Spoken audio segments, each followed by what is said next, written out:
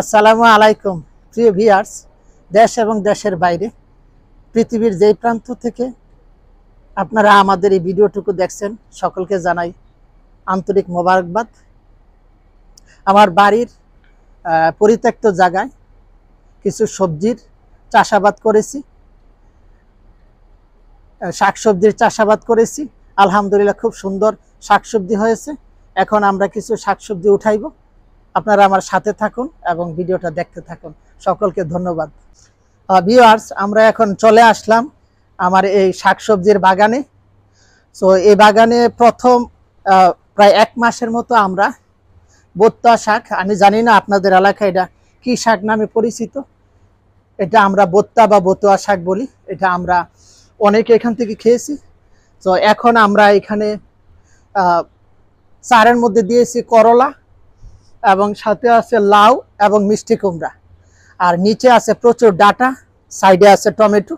So আজকে কিছু আমরা সবজি উঠাইব, চলুন আমাদের সাথে। এবং আমি কিছু সবজি ডাটা কাটি।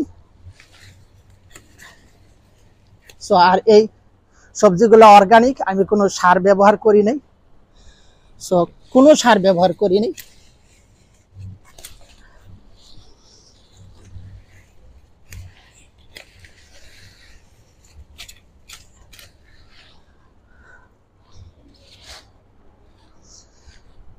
তো আলহামদুলিল্লাহ অনেক ডাটা হয়েছে, এখন প্রচুর বড় হয়েছে। দেখেন কত বড় হয়েছে ডাটা। সো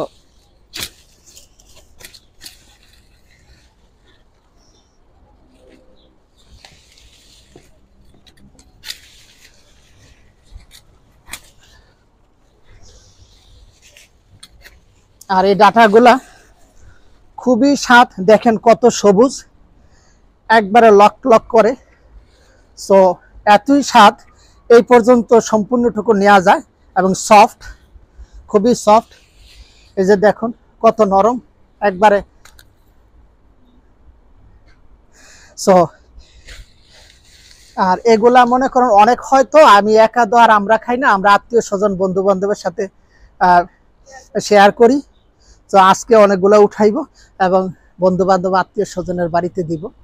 তো আপনারাও আপনাদের ব্যাকইয়ার্ডে এই সমস্ত শাকসবজি আপনারা করতে পারবেন। আর বিশেষ করে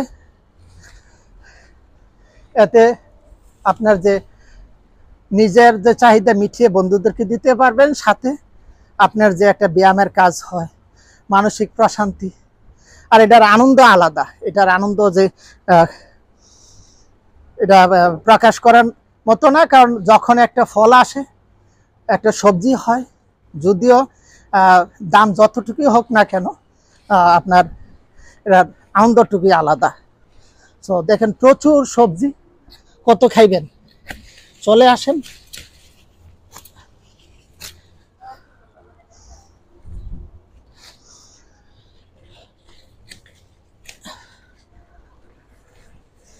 আমি আশা করি আপনারা আপনাদের ব্যাকইয়ার্ডে এবং পরিত্যক্ত জায়গায় আপনার এই সমস্ত শাকসবজির চাষ করে নিজের চাহিদা মিটাইতে পারবেন। বিশেষ করে অর্গানিক, কোনো কেমিক্যাল বা কোনো রাসায়নিক ব্যবহার করা হয় না।